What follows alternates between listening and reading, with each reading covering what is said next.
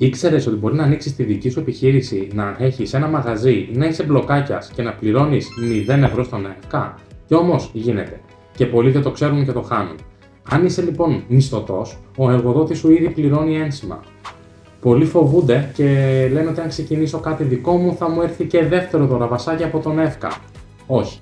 Η αλήθεια είναι ότι το κράτος σου δίνει ένα δίχτυ ασφαλείας. Άκου τον κανόνα. Αν οι εισφορές από τον μισθό σου καλύπτουν την δεύτερη ασφαλιστική κατηγορία, τότε δεν πληρώνεις ούτε 1 ευρώ για την επιχείρησή σου. Σήμερα αυτό είναι περίπου 290 ευρώ.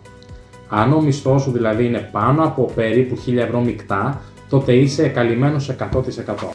Η παγίδα όμως είναι εδώ. Αν ο μισθός σου είναι μικρότερος, τότε θα κληθείς να δώσεις τη διαφορά. Πότε? Προς το καλοκαίρι, όταν ο ΕΦΚΑ θα κάνει εκαθάριση. Δηλαδή, αν ο εργοδότης σου έβαζε τα 200 ευρώ τον μήνα, εσύ θα κληθείς να βάλεις τη διαφορά των 90 ευρώ για κάθε μήνα. Είναι ο καλύτερος ο τρόπος να δοκιμάσεις το δικό σου το side hustle χωρίς κανένα το ρίσκο, όσο έχεις ακόμα τη σιγουριά από τον μισθό σου. Κάνε share αυτό το βίντεο σε κάποιον που θέλει να ξεκινήσει κάτι δικό του αλλά φοβάται τα μεγάλα έξοδα.